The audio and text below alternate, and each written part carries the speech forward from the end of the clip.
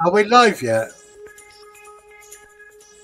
Welcome back, my friends, to the show which never ends, with an anthropomorphic hen. Come inside, come inside. Come join me and Viv, talk about creatures that live in the darkness of your id. Come inside, come inside. Come inside, believe me folks, it's great. Streaming on the last Wednesday at 8. Come inside and hear us, well you know. We'll take you places you want to go. Come and see the show. The Comedy Rhino. Come and see the show. It's great, you know. They're behind that boxes in criminal in a box. There's Canadian Dave Scott. Come inside, come inside. Goodness, it's his nibs, the one and only Ian Squibbs. Exposing late months of fibs. Come inside, come inside. Come inside, the show's about to start. An insane mix of science, class and art. Come and see the show. It's good, you know. Come and see the show. The last Wednesday show.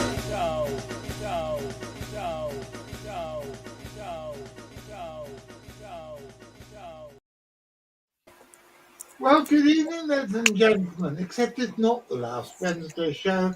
It's just an ordinary Wednesday show. But once again, I haven't actually got around to doing the music for an ordinary Wednesday show. And as you know, for the last 3-4 weeks, me and Vivien have been standing in because Vivien has been gallivanting off around Europe, being French. But look who's turned up in the studio tonight by accident. Hurrah! So we actually got everybody, and our special guest this evening is my old friend Ronald Murphy, who, hang on, what are you doing? I'm showing off Ronald. Yes, down there somewhere.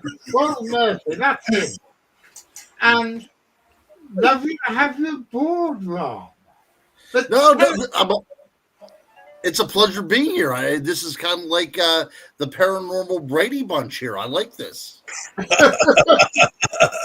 think you couldn't have put it better. Vivien, what the bloody hell are you doing here? You're supposed to be on a holiday. Well, I just popped in to say hello to you guys, and then you made me stay. So I'm only staying on for a little while because Ronald is talking about something bloody amazing, if I do say so myself. Yes. Well, that's very kind of you to say, Lorenzo. Welcome back, my friends, to the show that should never end after an hour and a half. Well, yes, basically, you try and live it. Ever since we've been doing this, I've been basically eating, breathing, sleeping, and trying to schedule everything about this bloody show. But it's lovely to have Vivien back again, even though I'm not back officially until the end of the month. No, but you will be back next week, I expect. Let's see what happens. It's good job she wasn't here the other week when I was off my face. Or last week when the guest didn't turn up, and basically me, Ian, and Viv and V just talked nonsense. That's great. I love those kind of shows. Just riffed, didn't we? Ronald, you should be part of those shows. You'd love them. Yeah, you know what? I have watched the shows quite a few times, and it's fun every time. The opening of this show is probably the best in podcast history. Oh, nice of you. That should be award-winning. I mean, I don't care what you guys talk about, but the first minute and a half, that is some good stuff right there. I think John's singing. For those of you who called our menu on Saturday, look, this Lauren has now got bright red hair.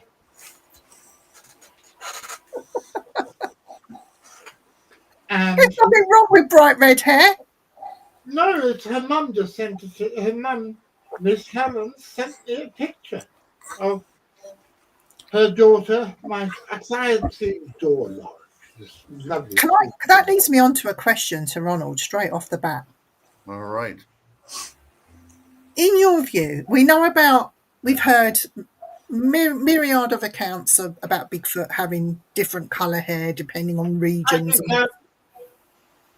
But would it be the same of a dogman?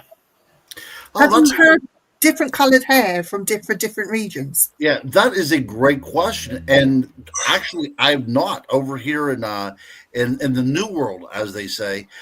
We really don't have those kind of variations. That's an interesting thought, however, because a lot of people think that the Yeti is white, and it would make sense, but it's never been witnessed as something that's white.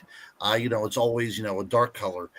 But in Ohio, which is the next state over from me, we have something over there called the Ohio Grassman, which is a colloquial version of the Bigfoot, and oftentimes they are witnessed as being hair covered, white covered in hair. But though that's interesting, because if there is an actual flesh and blood creature out there that we have denoted to the name Dogman, then you would think that there would be variations on the color of the hair, wouldn't you? Yeah, has nobody ever sort of documented sort of the colour along with the size of what they could, of what they've witnessed or... Right. Yeah, originally, I think whenever we look back to Linda Godfrey's first reports, going back then, I think that what we were dealing with mostly was people reporting a bipedal wolf-like creature, right? That's what it was going on. But recently, they become much more monstrous, right? They've taken on different proportions. People were reporting, 7 and 8 foot tall dogmen creatures.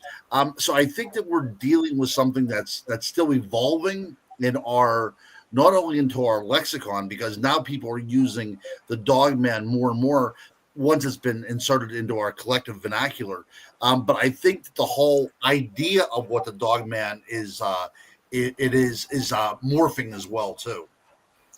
I think, and I'm not gingerist before anybody starts. If you get a ginger one, I think just stay away, because they got a bad temper as it is. Anything ginger, you can lose it very quick. I'm going to tell that to Guinevere, or shall I?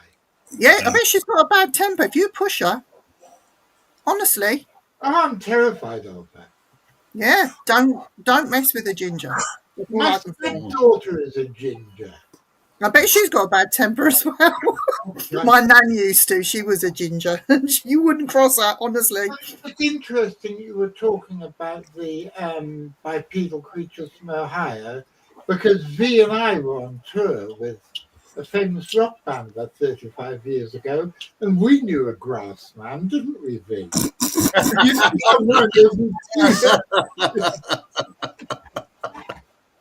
Yes, I think that might be the first drug joke of the week. Very nicely done. Very nicely done. Now we have the gummy man out there someplace as well too. Yeah. And He's on tonight. Simon. Simon from Denmark is here. Hi, Simon. He sounds quite French with the name Simon. I can't be back. Just been back from France. Just the way I said it. He's a Dane. Roland, what got you into the dog man and that kind of field of mystery then? I live in Pennsylvania, and there is something to the east of us here, what people have referred to as something called the Lichen Loop, where there's a lot of dogman sightings. So I think that I kind of just by osmosis where I live started to have this interest in the dogman. Now, as a kid, I've always been interested in werewolves, and the Wolfman was by far my favorite horror movie as a kid. The Lon Chaney, you couldn't beat that. So I think we're drawn to it on many different ways. One way it is, the chaos of humanity, knowing that a normal human being that says their prayers by day can become something quite heinous and monstrous through no fault of their own. Right. The so autumn moon is bright. That's right. That's right. even though that was a made up, Hollywood type of trope there that now has come down to haunt us even into 2025. The idea is there that we can become something that we don't want to be, right? And I think that when we look at the werewolf trials, which there were werewolf trials in history, we can see that similar type of atmosphere in there as well too. People being charged with terrible crimes, and they really have no alibi except to say, really, at the end of the day, is the devil made me do it, right? That they weren't in control of their actions any longer. Something took over to make them act monstrous. There's a famous an account in history in England of a young boy that apparently turned into this wolf-like creature and used to go out, and it transpired that he had some, and it's recognized as a moon-phased affliction.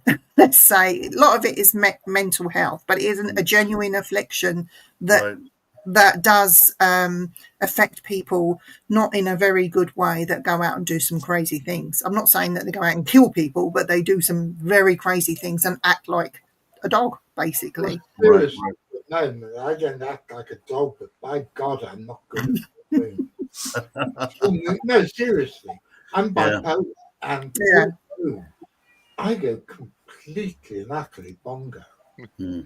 Ronald, I've got a challenge for you. If you want to accept it. All now, right.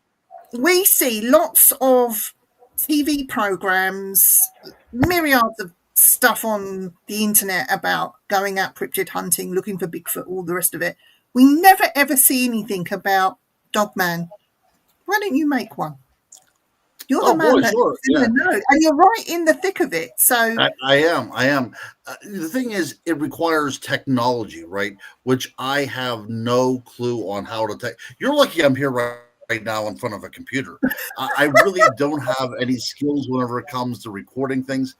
If anybody's listening to this program and wants to do something like that, I would be out there in a moment.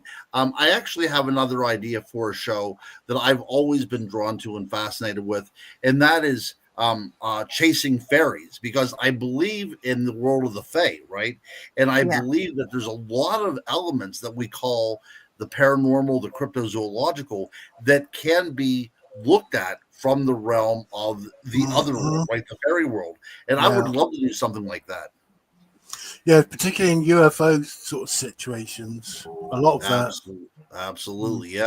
Yeah. So we have just to go on that for a second. So yeah, a lot of times whenever you look at UFO abductions, it has a very natural element to it. If a lot of these experiences that people are having today, if this happened a few hundred years ago, it would be unquestionably something from the fairy realm. But even whenever we look at the book Communion, written by Whitley Strieber, and his accounts of an abduction in upstate New York, we see that there's also that extremely natural element to what he's reporting. He said that the spaceship smelled oddly like dirt in the interior of the craft, and whenever he smelled the creatures as they put their hands over him, it smelled like cinnamon. So nothing really was out of the ordinary about this, except he claimed that they came from another dimension, another planet, whatever, on a craft. But taking away the technology of the spacecraft or the science of the spacecraft, you are left with something that happens. First of all, the abduction takes place in the woods, right? It takes place at night, and you see that you have that fairy realm right there with everything that's going on. But now we are a technological society, so we have to project our view into things. So now it becomes aliens. And at one time it was blamed on witches, and before that it was blamed on goblins and the Fae and demons. And ghoulies. Goblins and ghoulies. Yes. And the things which flew across the sky that we used to call dragons and I call UFOs. That's right. Absolutely. They've always been there. They're part of our humanity, right? And we see that it evolves and it changes. going full circle from where we started at 15 minutes ago. That's what's going on with the lycanthrope as well too.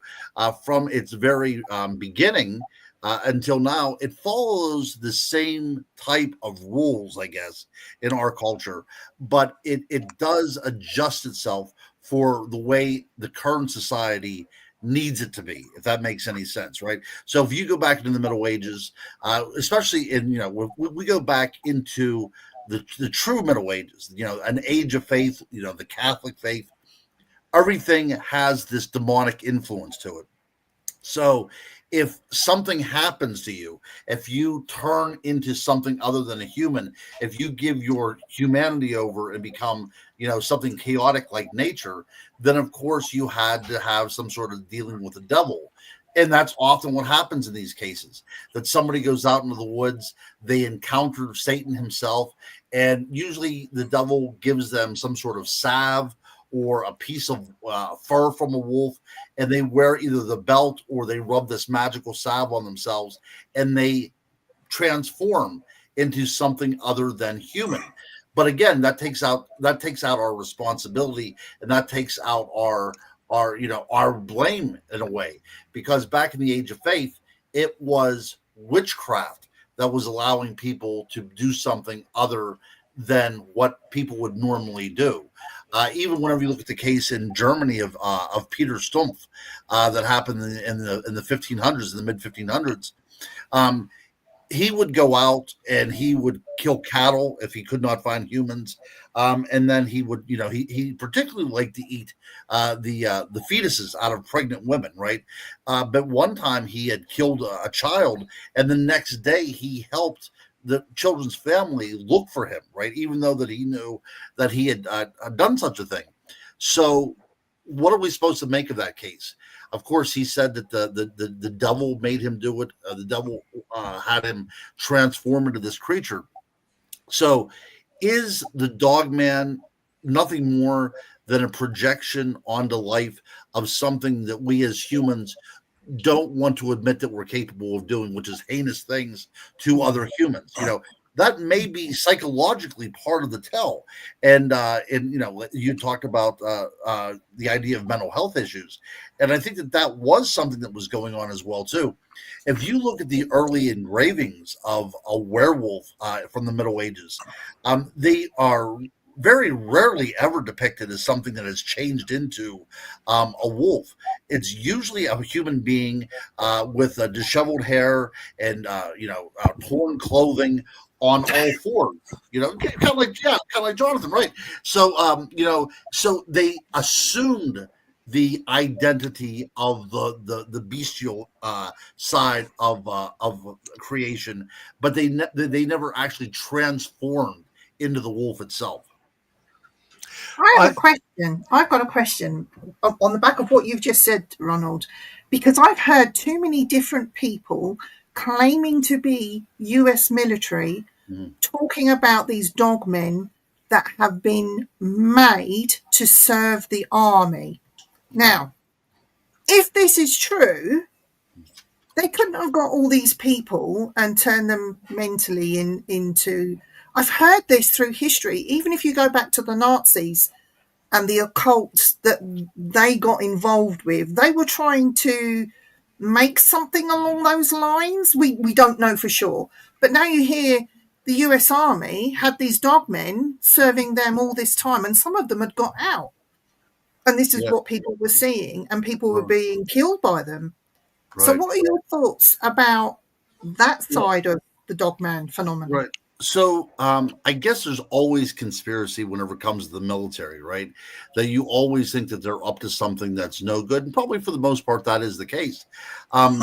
We do have sites in America like Plum Island where it seems as if there was some sort of experimentation going on. Now, to what level, that's only conjecture, but it seems as if the military was working on biological warfare that was in the form of a living creature, right? And I'm sure that has happened. And we know that during World War II, the Nazis, or no, the Russians definitely worked on things like this. Now, the problem comes out is are we to say that they are now splicing genes to make a super soldier into this, a creature that is both wolf and man? So what we're saying is the military is making an artificial werewolf, right? An intelligent wolf is basically what the word werewolf translates to come down to translate it to. So now I wouldn't put anything past them, but I don't know the capabilities of that actually working out. It sounds a lot like the island of Dr. Moreau to me, right? It's this fear that we as human beings like to dabble in places where we shouldn't. And whenever we play God, we can look back at Shelley's work. Whenever we play God, something monstrous happens. I think that might be a warning. Now, what happens more often than not here in America, whenever there's a dogman sighting or an alleged dogman attack, is they shut down the area and they send in the military to kill it, right? That is one of the tales that is told in Land Between the Lakes, which is this area. It was flooded over area between Kentucky and Tennessee. So back in the 1950s, they decided they were going to do a reclamation project, and they flooded out this area. They made this huge kind of multi-purpose area that's now, huge lakes, a lot of animals returned. And in the part of the legend making, there was a dog man in there as well, too. And a family, was camping there one weekend, and they found the park rangers find the bodies. The father's torn to pieces, the mother's torn to pieces. One of the children are killed, and then a little ways away, they found another child who happens to be the daughter up in a tree, eviscerated. Right, and as the tale goes, the park immediately quarantined the area, and the military was called in. And to go and hunt and capture or kill the creature. And that is what's said. That's the reason why there is really no proof of what happened, because there was a cover-up.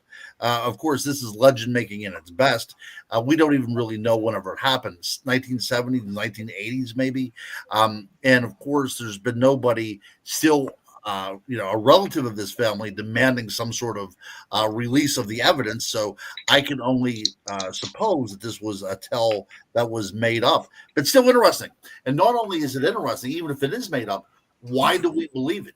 Why do we talk about it? And why is it written up on the internet? Because for some strange reason, it makes logical sense. It happens in this place, this liminal area, right? This area between civilization and the wilderness. It happens in there.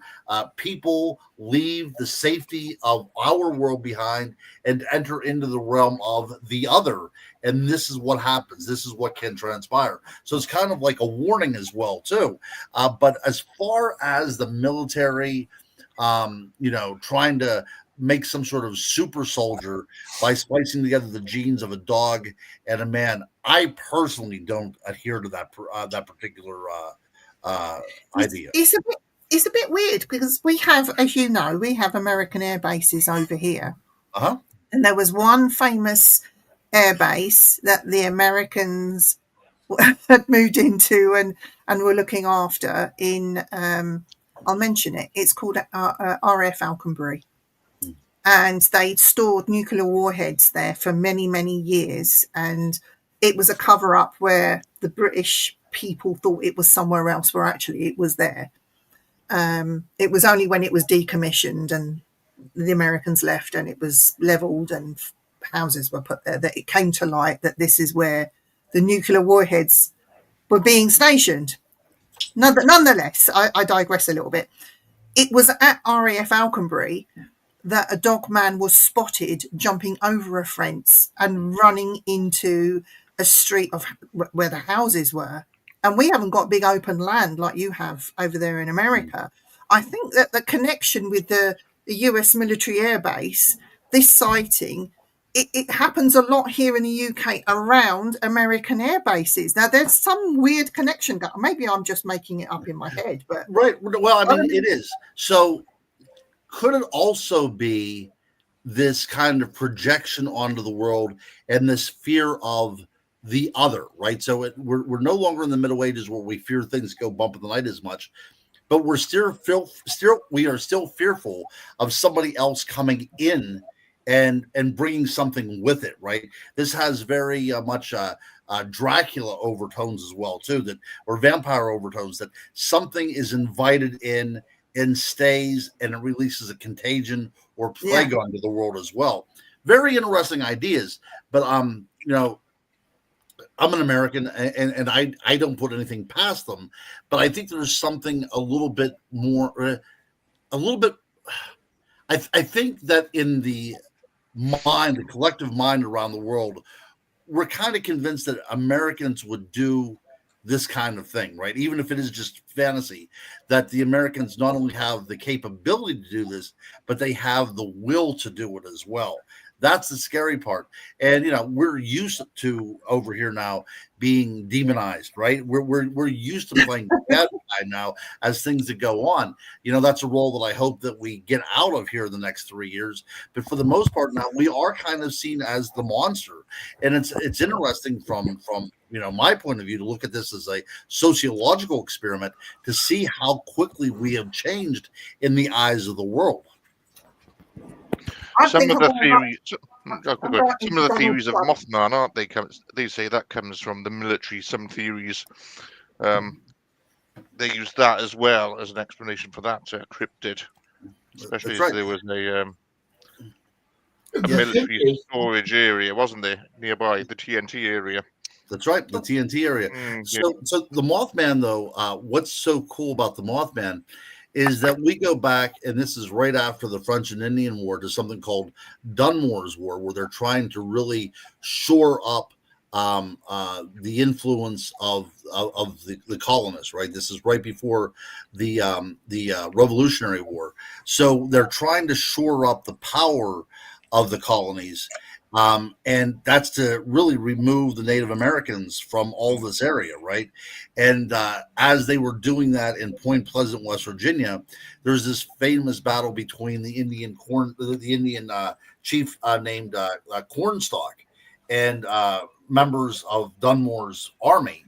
And as Chief Cornstalk is dying in battle, he says that he was going to send a curse that originated within Native folklore, Native legend, and it manifests itself as the Mothman, right?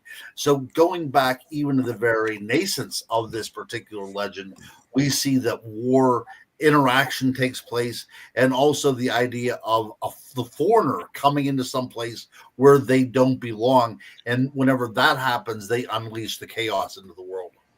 Mm-hmm. Well, right from the beginning of mankind, we have created monsters in our own image. Well, we have, if you think of it, we have populated the seas with merfolk. We've populated the skies with flying beings, whether they're Mothmen or angels or serpents. Yeah. The interesting thing about that is that all of these things you could say are internal human psychology archetypes. Right. Whether it's dog man or Sasquatch or dragons or vampires or whatever. Yes. And you really hit the nail on the head there, my friend, because as far as the research that I do is I tend to focus solely on archetypes, right? So the idea of the Jungian collective unconscious is something that's very near and dear to me, and it simply makes sense.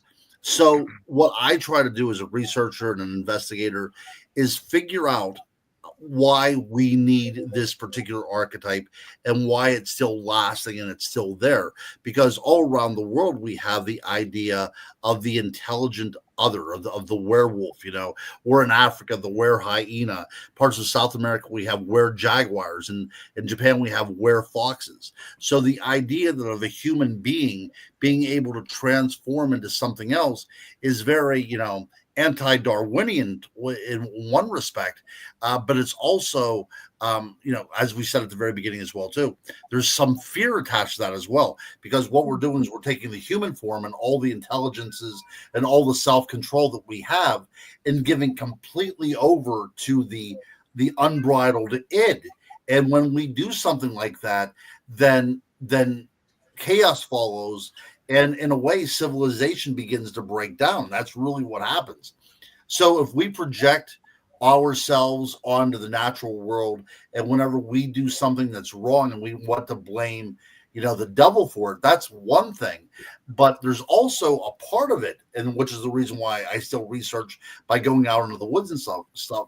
Is it possible there is still a creature out there that is responsible for this archetype?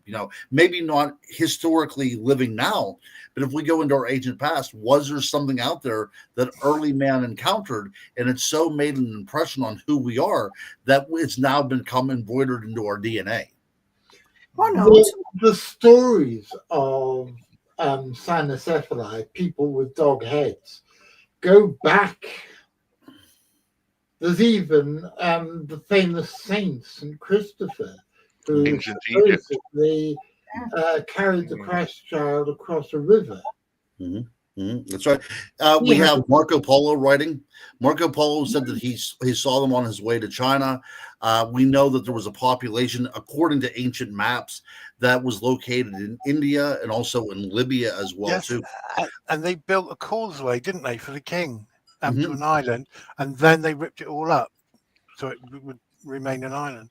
The island probably being Madagascar, which is where, this is where Cretaceous, when he wrote about the dog-headed men, Heuvelmann suggested that he was actually talking about some of the giant lemurs in Madagascar, which, if you look at a picture of one of the largest currently known species of lemur, it looks like a man with a dog's head. It's got a muzzle rather than a sort of flat face like a monkey. Yeah, you know what? That's absolutely that satisfies me there, Jonathan, as a matter of fact. And the name lemur as well, too, derives from the Latin word that means something that haunts, almost ghost-like, Lemuria. So because of the calls that they make. And somebody also said a misidentified baboon as well. Sure. And we're also not taking into account that in the world of cryptozoology, there may have been a species around there that fits the bill a little bit more that is no longer with us as well, too. That's a very, very profound possibility. Can I just say something? I'm a bit concerned about this. We're projecting these creatures, okay? Ronald, what are your thoughts on mass projection then? Like, there's one thing me seeing it, but if we're all seeing the same thing, how are we explaining this mass projection? Because I'm sure that Ian wouldn't think of the same thing as I would, or Jonathan might even think of something completely different. So this mass projection thing that people are claiming, like the C5 thing, for example, where they're manifesting something in the sky. Sure. How does that work with something like Dogman or even Bigfoot even? Right. These are all great questions. And if you would look at, reports of Bigfoot, before Bigfoot had the name Bigfoot from the 1960s, and even before we knew about the Native American word of Sasquatch, people that encountered such things called them wild men, right? That's what you have the woodwose over in England. So we have this idea. So it seems to me that people have always been experiencing something out in the woods that is, paranormal, preternatural, whatever the case may be. There's something going on out there that doesn't make any logical scientific sense, right? Now, what happens though on the flip side of this is once we start having these names interjected into our vocabulary, right? Then the vocabulary takes on a life of its own as well.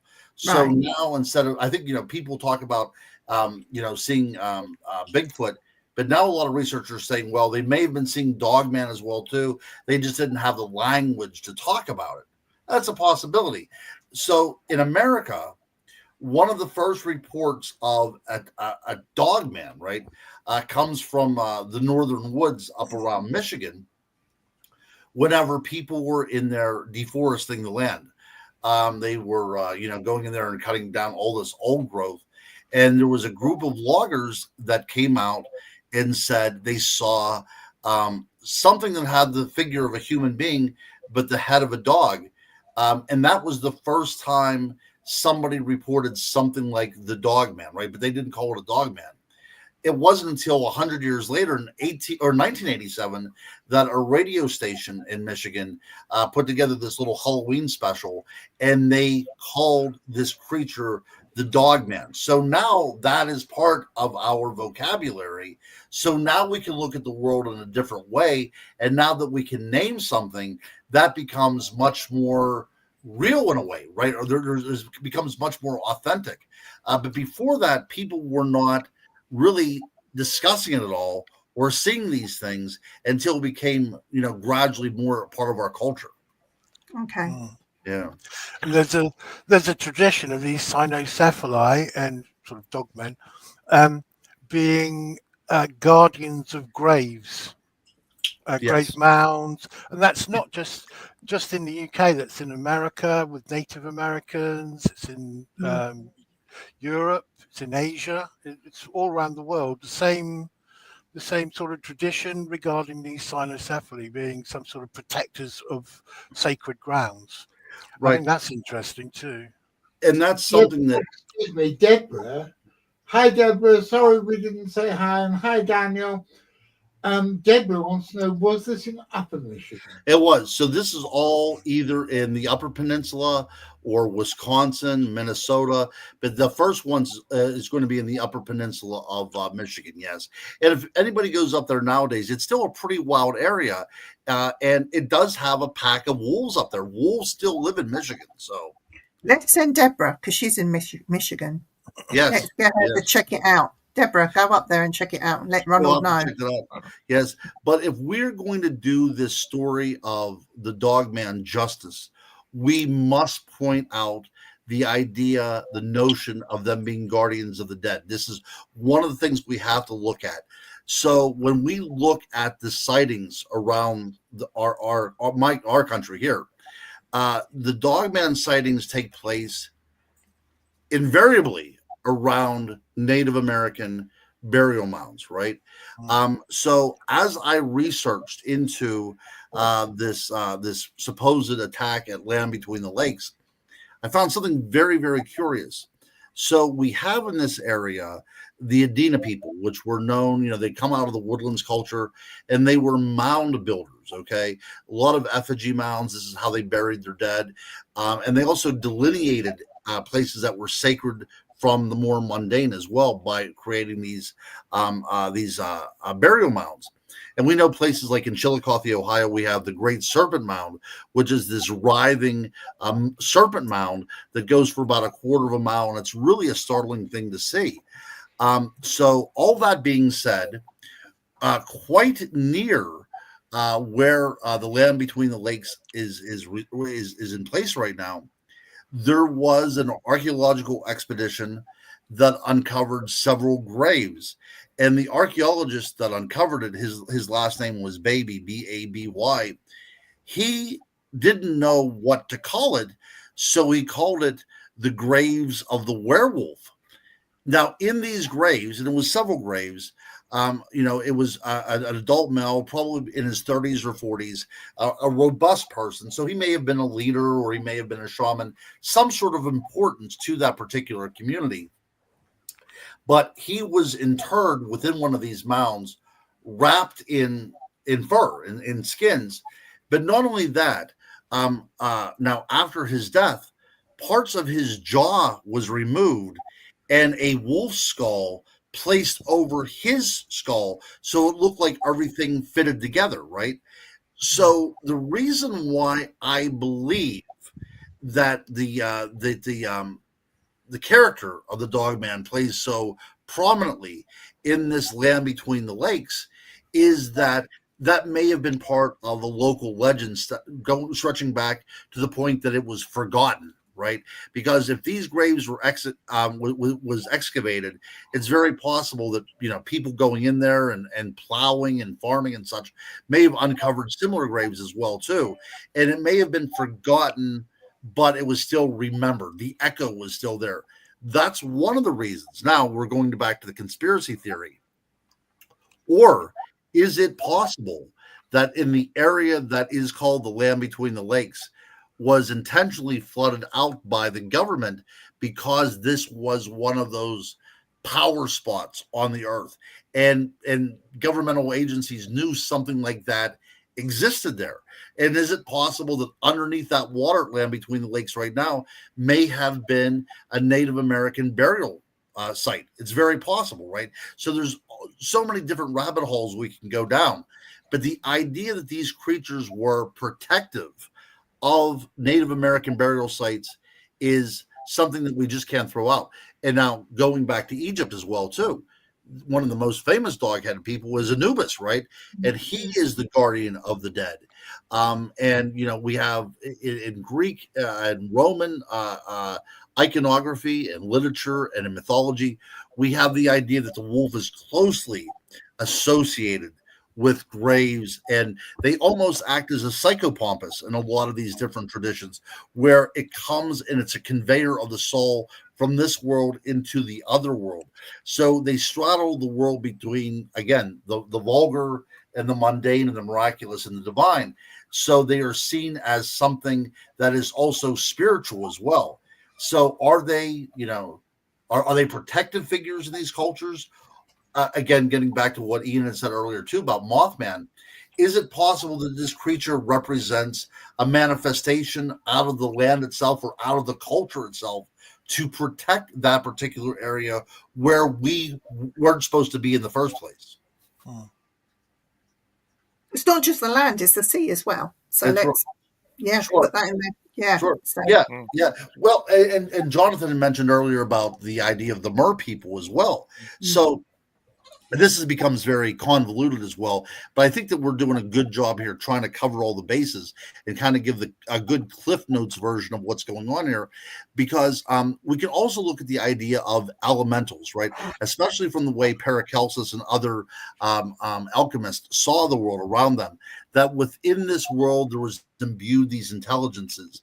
And if we were going to interact with this world in a positive way, we have to know how to negotiate with these intelligences as well too.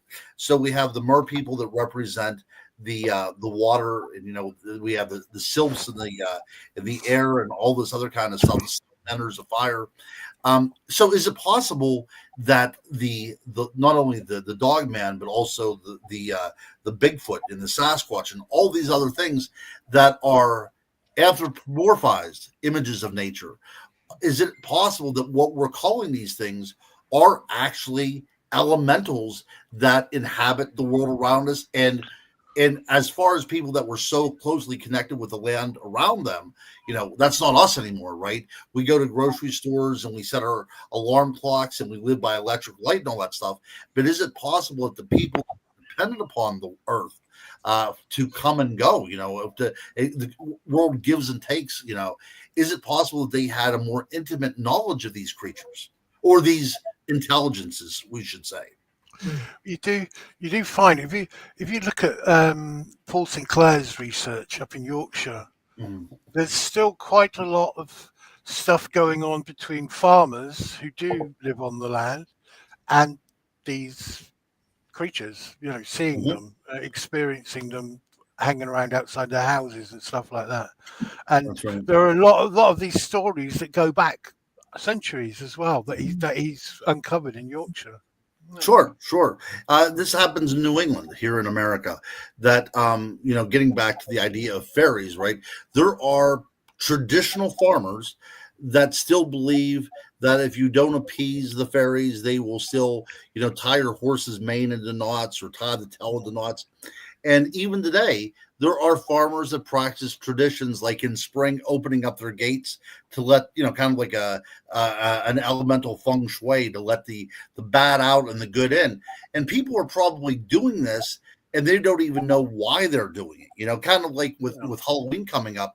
And the reason why we carve pumpkins and we put, you know, candles in pumpkins, you know, it's a ritual that had a need at one time going back 2,000 years, but it's almost forgotten, but we still carry it on to this day.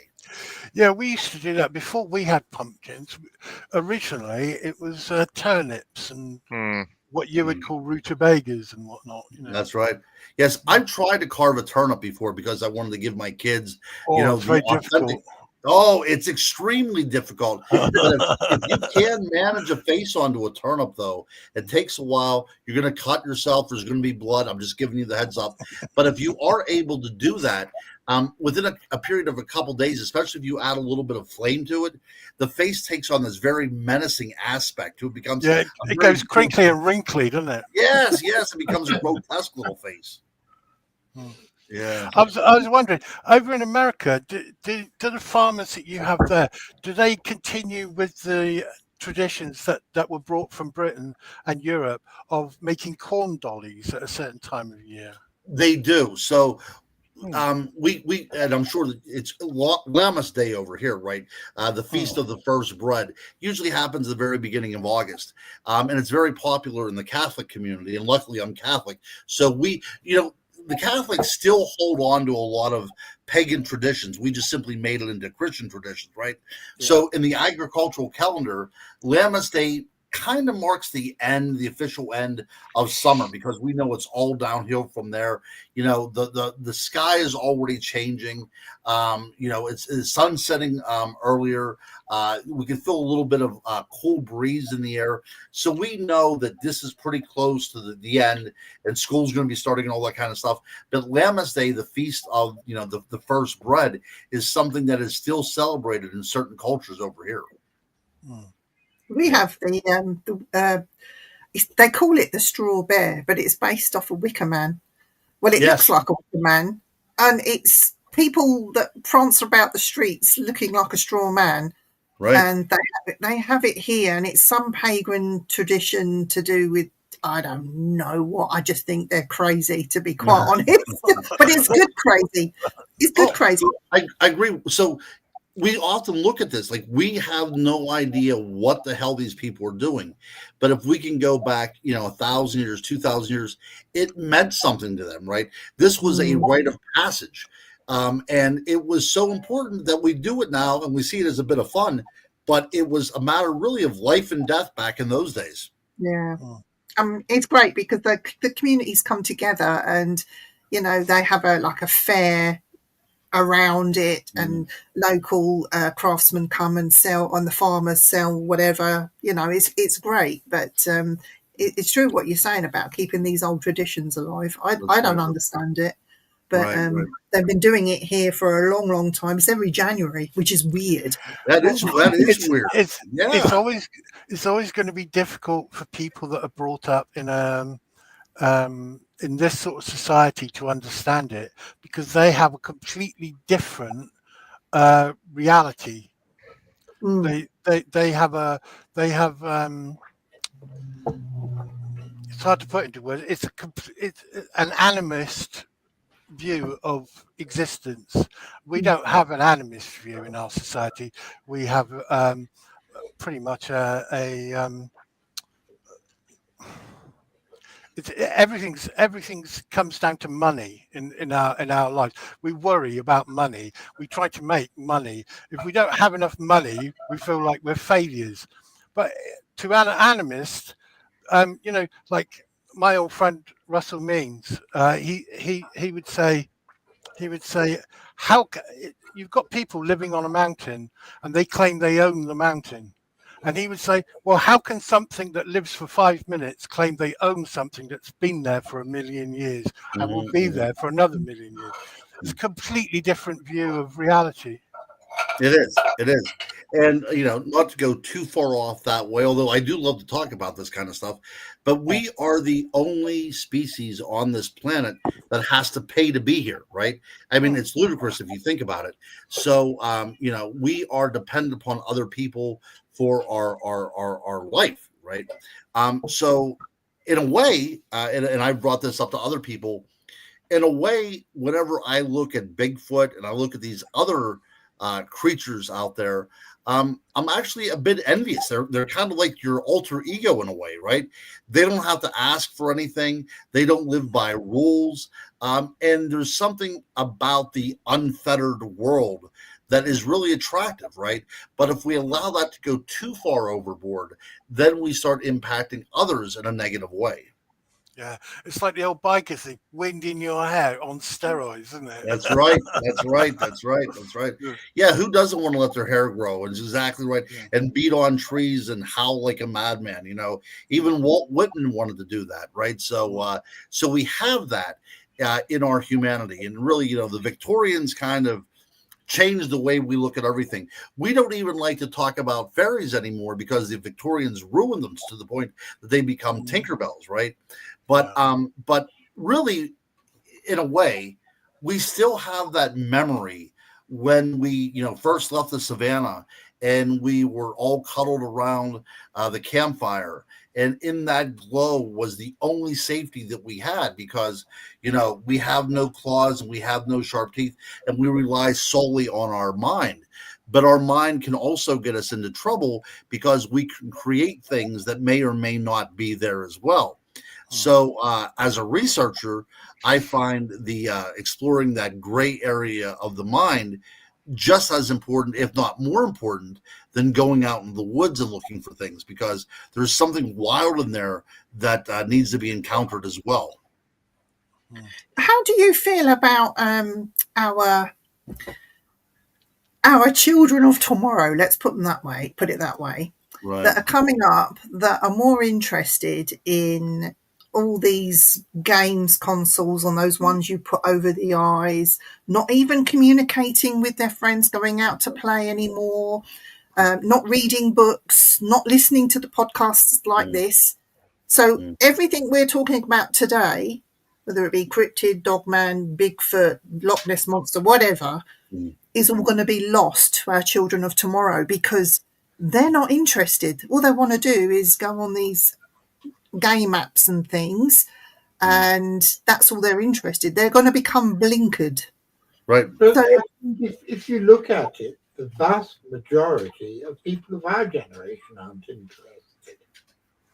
The number of people who think that people like us are completely crazy because we're interested in esoteric subjects that really most people are neither aware of or care. Most people want to know what happened on EastEnders last night. That'll be me. Yeah, there was a fight in the Vic. Yeah. And an argument. There was an affair. But, you know, how can we stop our children of tomorrow going down that way and not keeping, you know, this alive? Because I think there's a lot more research to do. And yeah. I'm lucky where I'm at right now is that occasionally colleges will open up. So I'm going to be presenting a class in an actual honest to goodness college about the squonk, which is this kind of, you know, cute little creature here in Western Pennsylvania that is said to be so ugly if it sees its reflection, it will cry itself away into tears. And of course, 1976, Genesis has The Trick of the Tail with the squonk as one of its songs. So, you know, but whenever I was a kid and I listened to it because I was a huge Genesis fan, I had no idea what a squonk was. And it's only later on through this great research of the supernatural and the paranormal and the cryptozoological that I really stumbled upon the truth. But what you said is both a sad commentary and a prophecy as well, too. For most of my life, I've worked in education. And did you know that there is something out there called nature deficit disorder, which means children simply do not know how to interact with the natural world. It doesn't make any sense to them. They don't know how the ebbs and flows go or how they're supposed to, you know, how they're supposed to deal with the natural world.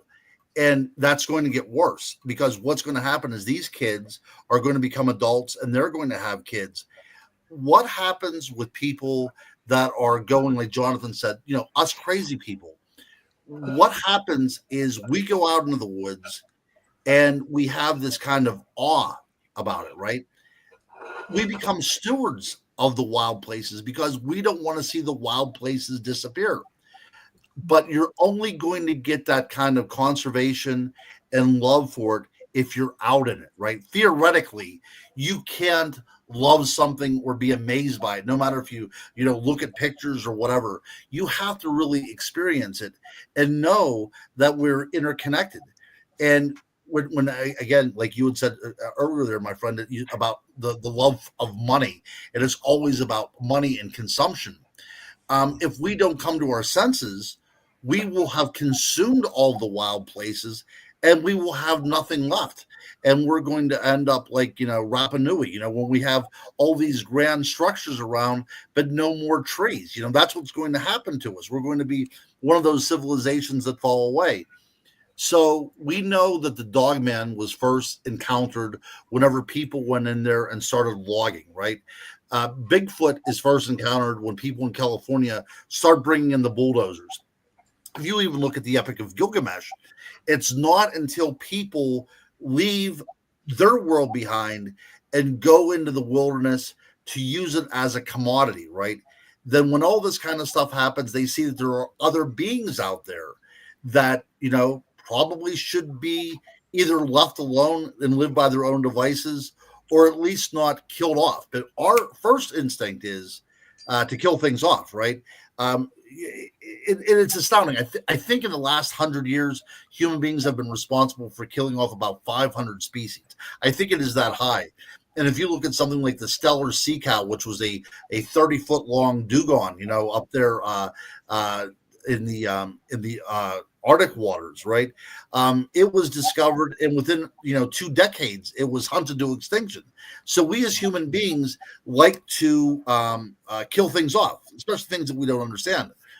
And we need to have wild places, because if we don't have wild places, then we are now the end all and be all of everything. Wild places provide human beings with a much needed hubris. We need to know that there are things out there that go bump in the night that we can't explain away. We have to have nightmares. Without nightmares, we can't have dreams, right? It's that dichotomy there. It's that structuralism that we need. We have to have one to have the other one. So in order to be able to dream and have a world, then we also have to have the things that we fear as well too. And it's going to be a sad day when human beings have nothing to fear, because that's when we start projecting these fears onto each other, and we have things like Salem witch hunts or whatever, a myriad of things that happens, right? So we need to have these wild places, and we need to teach our children that it's okay to believe in Bigfoot and Dogman and go out there looking for it. Because I know as a kid, I had my own little Bigfoot club back in the 1970s. I of course was the president because I made it. But a group of my friends and my brother, we would go out into the woods and we would go look for Bigfoot. That was just what we did. And I was scared of going into the woods because I didn't know what might lurk in there. But I also had an appreciation for the wilderness. And whenever I go back to my hometown, I'm also a little sad because the woods where I played in have been plowed over, and now there's houses there and everything. So it's never going to be able to return the way it was. And I just hope that my kids and my grandkids will still have wild places whenever they get older. Did you have any success in the Bigfoot Club then? Did you find what you were looking for? No, I didn't. And what I also experienced, guys might find this very hard to believe. But so as I start progressing, right, this is an elementary school, right, but by the time I get to high school, again, I'm glad you're all sitting down. Women, these girls that were in high school, did not find guys that were looking for Bigfoot interesting whatsoever, right? So it kind of took the back seat to everything because I wanted to fit in. But my love for Bigfoot was always there. It's not until I went to college that I was able to start, kind of bringing it back out again by academic endeavors. But yeah, I mean, we always change and we always evolve and we grow. But the love for Bigfoot and the love for things that go bump in the night has always been there with me. And I'm a better person for having that. What about Lizard Man? What's your view on? There was a 1988 encounter, wasn't there, where a guy got attacked in his car by Lizard Man. Oh, right. The Scape or Swamp.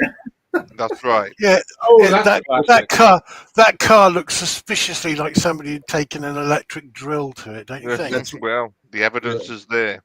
That's right. I love those kind of stories as well too. I do. Mysterious America. Right. So the thing about Scape or Swamp is, I guess there's been some research done, and some people have suggested that it was a dog attack, that a dog actually grabbed it. I don't know a dog that would just start attacking a car, but I've seen like the tracks that were left behind, not only in that area, but also the Honey Island swamp monster, and it looks curiously like an alligator to me.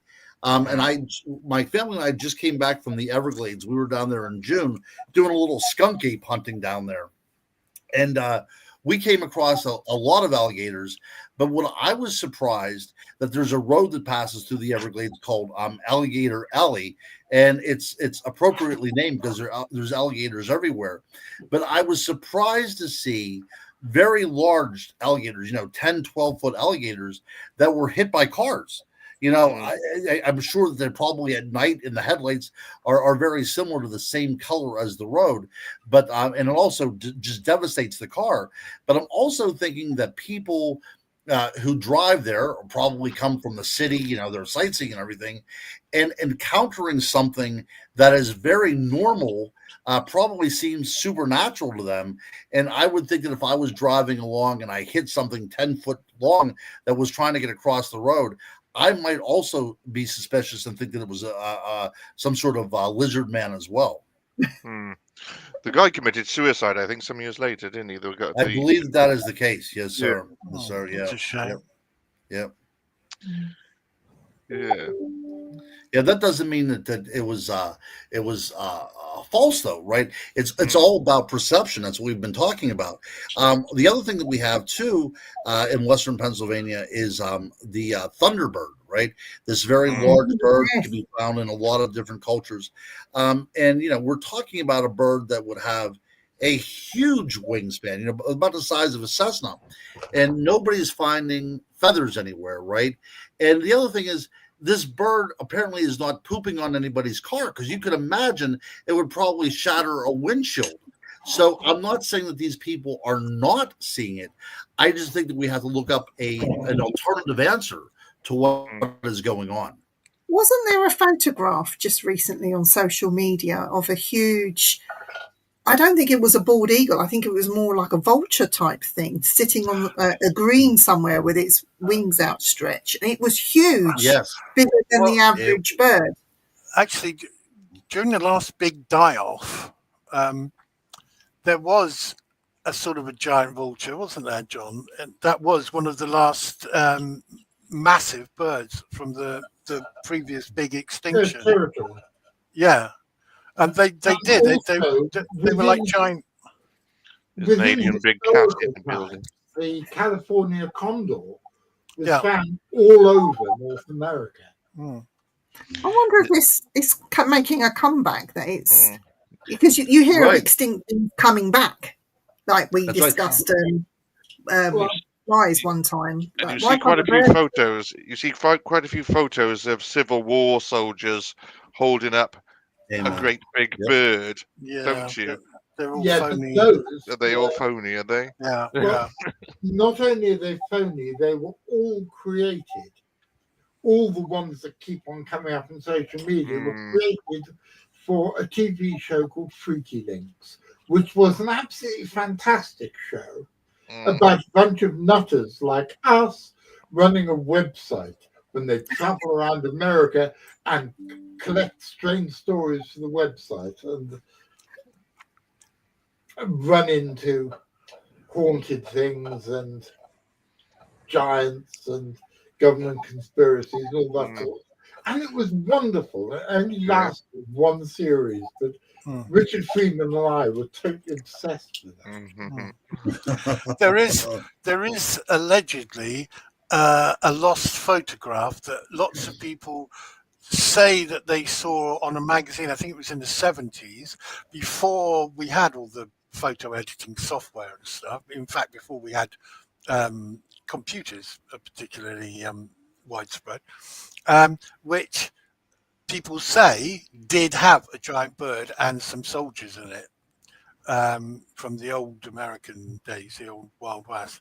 But nobody has yet managed to find this magazine. But if it was printed in the 1970s and it was an American publication, there are going to be copies somewhere. Yeah, that's right. That's right. It was supposed to be in an issue of the Squire, I believe. Well, that's what Andy Sanderson always said. It was supposed to be in Argosy or a Squire magazine. I can't remember which. But I find this Thunderbird very interesting because it goes back to Native American, Indian, and if you look on top of the totem poles, even the totem poles of today and older ones, the Thunderbird normally stands quite proudly right at the very top, looking down at everybody. And there's been recent, again, I go back to social media, that they've heard the wings of the Thunderbird. Never mind about seeing it. They've actually heard it, which I find quite fascinating. They're not claiming to see it, but they're claiming to hear something big. Maybe they've been drinking Thunderbird. That's why they hear it. That's actually... They don't make it anymore, Ian. I haven't seen it for years. But Thunderbird wine does not exist anymore. Very popular with tramps, wasn't it? Well, I used to drink it. This is the stuff Gene Vincent drank himself to death on. So, Thunderbird tends to remove the blindfolds from the eyes, doesn't it? Yeah, but we seriously though. So we do know that during the Pleistocene, right? Maybe not up until humans existed, but I will argue the point though. We had something called the Argentavis magnificens, which is this huge bird that makes perfect sense for the Thunderbird, right? Is that the crow one? What's that? Is that the crow one? Yes. Crow. Yeah, that's what it looks like. That's right. And it's a huge bird, and it was in South America, right? So we have it in a general area. So is it possible that this creature existed up until the time that people came into the New World? Or is it possible that there was also a European version of this as well, too? Quite possible, right? And it just became part of our collective memory, right? Became part of our collective memory about this creature. But according to mainstream science, it went extinct about a million years ago. But there's no reason why it couldn't have existed for a bit longer.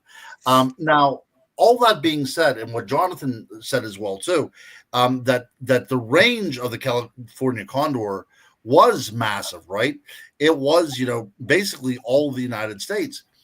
The Thunderbird makes sense to me from a biological standpoint more than almost all other cryptids that we're looking at, for a couple reasons.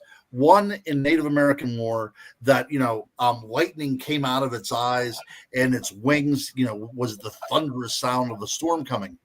But an animal this big, especially a flying animal, needs to have certain conditions in which to fly. So these thermal updrafts and things would be perfect. So to see these birds coming in on a storm makes perfect biological sense to me, right? And the Native Americans knew that this is the way it worked, to the point that it became almost deified and something to be worshipped as the bringer of storms. Yeah. So all that being said, is it possible that we still have a remnant population of a prehistoric bird out there, at least into early modern times? I think yes, because birds are capable of leaving an area very quickly. So even though investigators get out there, it's not going to be around anymore, right? They have the capability of flying around. And there's also that report back in the 1970s of a young boy that was picked up in, I believe, Wisconsin. Yeah. And his mother came out and the bird let him go. I had the opportunity to actually interview this guy, and he pulled up his shirt and he had scars on both shoulders. So something happened to him, right? And he said after this bird dropped him, that it flew to the next neighborhood down and actually picked up a pig and took it away. So there was more to that story than just that instance. Yeah. So, but the thing about that is that the condor type birds, they couldn't do that because they've got the wrong sort of ligatures in their feet. Right. So it would have to be another species, wouldn't it? It would. So that's the other thing too. Yeah. The old world vultures are related to eagles and hawks, whereas new world vultures are actually descended from cranes, and it's convergent evolution, and they have nothing at all to do with each other. The fact they look similar has got nothing to do with, excuse me, I have a little dog trying to climb on me. But about 21 years ago, I was in southern Illinois, and my then girlfriend was driving, and her little girl was in the back. And her little girl, was always going to be my goddaughter, we never got around to making it official, but I still treat her as a goddaughter. And we were driving down this hill, and I suddenly saw the most enormous turkey vulture, and it looked to me as if it was twice the size of a normal turkey vulture. And you all know how big turkey vultures are. Bloody great things. Viv doesn't know how big a turkey vulture is. Okay, V, will you please have a quick look on Wikipedia and get the measurement? I think it's about 12. I think it's about 10 feet wingspan. But is it as big as a bald eagle? Yeah, I think we're looking about 8 feet, and I'll tell you the reason why I know this is because I wrote a book about 15 years ago called The Unexplained World of the Chestnut Ridge, which was my research into this particular area that I live. I had a similar thing happen to me, Jonathan. I was driving on a backcountry road, and I almost hit into a scene out of Marlon Perkins', Wild Kingdom, So here in Western Pennsylvania is a turkey vulture with its wings spread and up, hooded like you would see on an African elephant carcass, something like that. And it was over like a dead rabbit that was hit by a car. And to me, it looked as if its wings went from shoulder to shoulder on the road. And our roads around here, our back roads are about 11 feet. So to me, it looked like it had a wingspan of about 11 feet.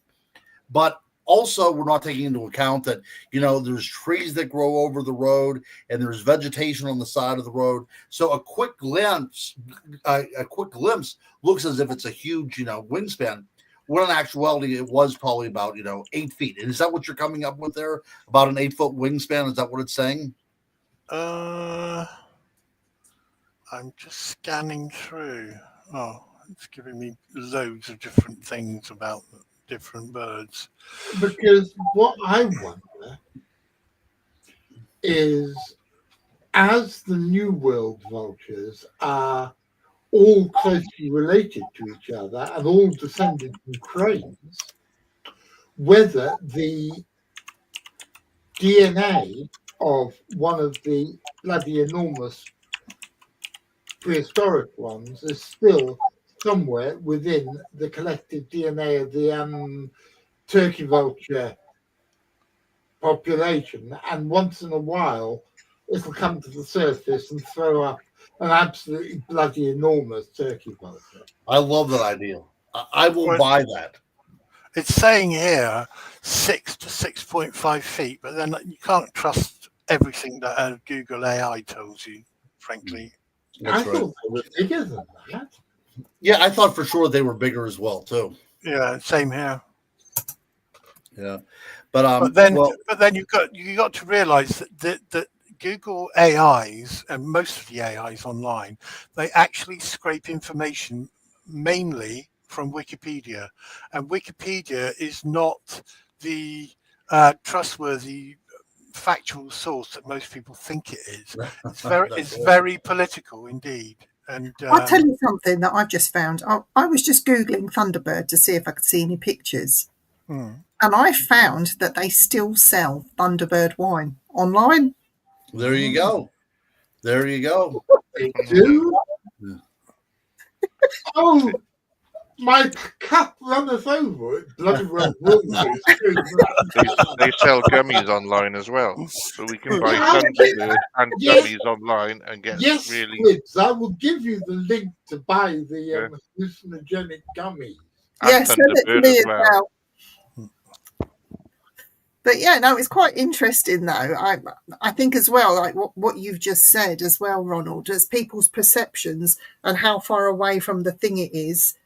I've seen a lot of that with the big cats around this area. Oh, sure. In the local field, like somebody had spotted a black panther, had taken this picture and posted it, but it was actually a normal house cat. And it's the perception of the camera and how the photograph was taken to make it look bigger than what it really was. It's a lot more difficult when something's in the air, isn't it? Because you've got nothing to gauge the distance. Right. But there have been reports of pterodactyl type creatures as well, haven't there? Yeah. And why is it? Why is it that both in America and in New Guinea, when people say they see these things, they have a light in the chest? What's that all about? That's a weird thing, isn't it? I think that ties in with the stories of the giant flying snake in Namibia that has a light in the middle of its head. Yep. Yeah, we have the Van Meter monster as well too, which was a similar type of creature, a pterodactyl type of creature with a light in its head as well too. So we know though in Hindu culture that the idea of light, that we are enlivened by this prana, right? This divine energy that kind of sparks us all into being. So we have this notion that we are enlivened by this light, right? So oftentimes, an animal like a cow that would have a white spot on its head, sometimes is used in sacrificial rites, as that would be the guide to take the souls into the other world as well too. So I think it's just, that the idea of lighting the darkness, right? In particular cultures, absolutely. But to have a pterodactyl in America with a light doesn't make much sense to me. No, but then it's weird, isn't it? The way you get these correlations in different parts of the world with things that, according to our modern science, shouldn't exist, and yet people, disparate people, are seeing these things in disparate locations, and they have similar weird things about them. Right, and that's why we're all together in this forum, is because we're all looking for these answers, and none of this stuff makes sense, right? Like looking for a flying bird with a light in its head. This is ridiculous. This is ludicrous, but it has made such an impact on humanity that it is worthy of study. It's inconsequential, really, if it's a flesh and blood animal. It has made enough of an impact on our culture that we need to figure out where it came from and why. Mind you, there are fish, aren't there? There are fish that produce lights for hunting. Maybe there's some sort of flying creature that has evolved the same sort of well, there are lizards. There's at least 2 species of lizard that have bioluminescence. Well, there you are, see? Can I just tell you, as a medium, and when I served the churches and did all of that, you would hear mediums saying of love and light all the time. And when mediums work, or they work, they'll say that the light is switched on, and then spirits can come in and then communicate because they see the light. So why couldn't these animals have a light? Why not? I think it's pretty cool if they've got a light. It's just allowing things to come in or being able to show itself to people. Or maybe I'm talking rubbish. And lights also attract insects and such. So that's very, look, if I were an animal, I'd like to evolve a light as well, too. It's just how that mechanism happened to come about biologically. Yeah, but then again, you've got electric eels and other electric fishes, and that's come about, isn't it? And that can thousands of volts. Well, there were glowing owls in Norfolk. Yes. UK, not Norfolk, America. There's glowing owls and round about 1900. And the current theory for that is that they were roosting in trees that had bioluminescent fungus. Oh, right. On them, and that the spores of the bioluminescent fungus were getting onto the owl's feathers. And so the owls, when they flew, were glowing in the dark. I will buy that as well too. Jonathan's great on bringing this all down, isn't he? He's great at that. Yeah, I will buy that. I will buy that somehow this bioluminescence was able to hitchhike itself on the plumage of some sort of strange bird. That makes perfect sense to me. The glowworm. Yeah, the glowworm. That's right. That's right. You also get fungus in rivers and lakes that glow, apparently. I've been hearing about that quite a lot, that people go into these waters at a certain time of the year and all this fungi glows and it's all very magical and all the rest of it. And you can have photographs of yourself. Like, I don't know. Maybe some of that could get onto these birds or creatures. And absolutely. Absolutely. And Dave Scott has just joined us. Hello, Wow. Hello, Dave. You have to let me know if you got your pictures that I sent you. They're not dodgy ones, by the way. I was going to say. I was going to ask Dave to send them to me. I can send them to you if you want. Cryptid pictures, that's all it was. Yeah. Oh, really? Dave Scott's one of my favorite guys, man. His show is as valuable as what you guys are doing. This is a good thing. This is a good thing. He's a cool guy. Yeah. Oh, he did get them. He says, "Wink, wink." Don't you start rumours. That's why he's not on here tonight. Hang on now. What? Something else. Something weird has happened. Oh, it's just Dave. It's just Dave being weird. Bloody Canadian. I'm telling you, Ronald, have you had anything to say on that subject? What was that, sir? Phantom Clowns, just to give this sort of mysterious America type area. Yeah. That was a big deal at one time, and of course, the 70s, proliferation of the internet. People catch on to these trends, and it becomes viral, and that's what happened. Yeah, I do not believe that there were ever feral clowns out there. I believe that just I know. I hate to admit it. I would love to be able to go out and say to you, yes, I was investigating some feral clowns, and I found a 24-inch footprint, or a little red nose or something like that. But alas, I do not have anything like that to report. I can tell you where there was one feral clown, and they filmed a documentary about him on Netflix, and I think it's called Monster John Wayne Gacy. Oh yes, that's right. Yeah, so you're obsessed, Vivien. But that's true though. That's true. Clowns are very duplicitous, right? They are trying to hide something, and I knew about this fact ever since I've been a kid, and I never let one of those grease-covered bastards close to me. No, they're all dodgy, all of them. There's no such thing as a nice clown. There's no such thing as a nice clown. They're only trying to lure you in with balloons so they can destroy you and take your soul. That's what they do.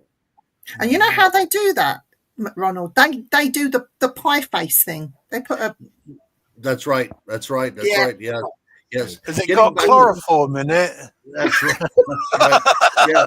Getting back to the whole fairy thing, the idea of glamour, to able to change your appearance into something else. Yeah. That's what those damn clowns do. Yeah. Yeah. And if you're not careful, they'll drag you into their tiny car. Nah, that's right. We're 12 other ones. That's right. Well, I did a podcast a few weeks ago when I was actually on the same bill as one of the guys from Insane Clown Posse. No, he was a real sweetie pie. He's wow, really nice. And so I'm going to try and get him on the show here at some point. Yeah, I'm impressed by that. Listen, I would rather trust a zombie than a clown. At least you know what you're getting with a zombie. Yeah, exactly. Same way with a dog man or a Bigfoot. Clowns, you just never know. And the thing is, like, they're not even lying to you. They're not telling you that they're a monster or anything. They're saying that I am a human being dressed up like something else, already hiding their identity, and they're coming after you. Yeah, but they're not very funny, are they? To be honest, no. There's nothing. There's nothing funny about a clown. There's nothing funny about a clown whatsoever. They're not in the least bit amusing. I've never laughed one time at a clown in my life. Well, the whole clown thing is some very, very dark origins, particularly the Italian ones. Right. Excuse me, I've got to. And the French ones, Marcel Marceau, I wouldn't trust him either. No, mine is money. It's even darker than Punch and Judy roots. Ooh. We should get Steve Ignorant on to talk about. Oh yeah, I'd love to have him on the show. We could get him to sing. Yeah. Oh, what that song about she was afraid to come out of the water. You are about the only person that has seen the man who sang "Do They Owe Us a Living?" Of course they fucking do. Singing, he was afraid to come out of the water. Yeah. That's Timmy Mallet, isn't it? Yeah. It was. That's right, isn't it? It was the lead singer of a punk band called Crass. Yeah. I thought he was a children's presenter. No, that's Timmy Mallet. That's what I'm thinking of. Oh, not Steve Ignorant. All getting very strange. That's the idea, isn't it? Oh dear. But anyway, going back to Dogman. You realise you've only got 6 minutes left. We've done an hour and a half, and Vivien, you're only going to stay for 3. I know, but that's Ronald's fault. He's too interesting. No, you guys have been a pleasure to be on with, and we could go on for hours and hours. And I appreciate you having on. Will you come back on again soon? Oh, absolutely! I would love to talk about vampires or whatever. I like the idea that we live across this great ocean, but we have so many similar things in common as well. So we could talk about something like that. Again, we're focusing on the idea of the archetype and why we still need vampires in the 21st century. I can let you know how I get on with that man that we was talking about in the green room before. I'll see if I can get hold of him and you could talk to him. I think that will be fantastic. That's right. Yes, Jonathan published one of my books called On Vampires several years ago. So I have a book out through the Center for Freudian Zoology. Hey, Dee's come up with a really good idea. We should all do it together. Yes. Oh, this was discussed last week, wasn't it? We do a marathon version, and I said what would happen is that Ian would be drunk, Ian V would be stoned, and we'd just be talking bollocks for 6 or 7 hours. I'd be hammered. I wouldn't get through that. We get some celebrities on as well, where people can bid on things as well and stuff like that. Deborah said, when I was 5, I went to the circus and I had a dwarf clown by me, scared me for life. Oh. Was it Wee Man? I hate that Wee Man. Do you know who I'm talking about? I do, yes. Well, he's horrible, man. Yeah. What? Mini Me? Mini Me? Is that the one? Mini Me? No, that's not. Wee Man is from Jackass, right? Yeah. Oh, yes. Because Steve-O went to clown school, didn't he, from Jackass? The most extreme person on Jackass. He actually, before he was on Jackass, he was a clown. Hang on. So, Dee, you say we've got to rotate guests and hosts. Does that mean me and Vivien are going to have to be going round and round in circles, rotating? Yeah, you sit them on your knee on a swivel chair. I'm not sitting you on my knee on a swivel chair, McCrinnan. You've been asking me to promise me you'd never do that again. Yeah, never again. Never again. No. That was the weirdest party trick we ever did, wasn't it? Oh God, I don't need to take drugs when I'm with you lot. So, Ronald, you're up for coming up and doing this marathon with us as well, then? You guys have been fantastic. I absolutely, I will. I cannot wait to be in the same virtual room with you guys again. You never know. We might come and visit you. You never know. That would be fantastic. That would I would have that happen in a second. Shut up. Have you got a book to promote or anything, Ronald? Give the audience. No. The last book that I published was The Squonk, which was an ecological perspective on that little critter, and that can be found on Amazon. But Ronald Murphy on Amazon. Check out what I have. I've written about 34 books, so that's good. Yeah, I know. That's why I nicked your biography for my show notes. I nicked your Amazon page. Yeah, hey, look, I had a great deal of fun. I love the questions and the comments that came in from the audience as well too, and it's always good to have an interactive audience like that. It makes you feel good, like somebody's listening. But you guys have been unbelievably hospitable towards me, and I truly am honored that you have me on this show. Well, we will certainly have you back sooner rather than later. I'm looking forward to it, my friends. If we get back to Weird Weekend in the South, it'd be quite nice to have you come over to join us for that. My goodness, yeah, I would love to do that. The whole thing is though is the expense of the airfare. If we could ever get sponsors together, I would be there in a second. I was supposed to do the talk that was put on there by what is his name? It just slipped my mind. But Daniel. I was supposed to. Who's that? Daniel.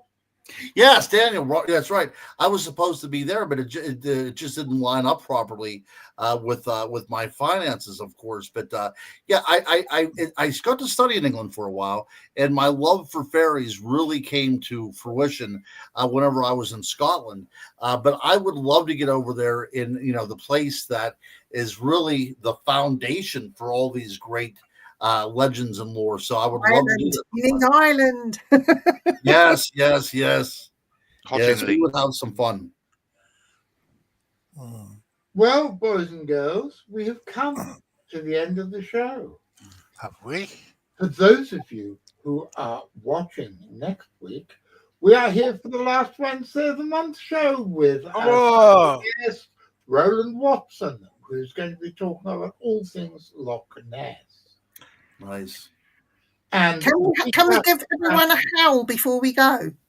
God,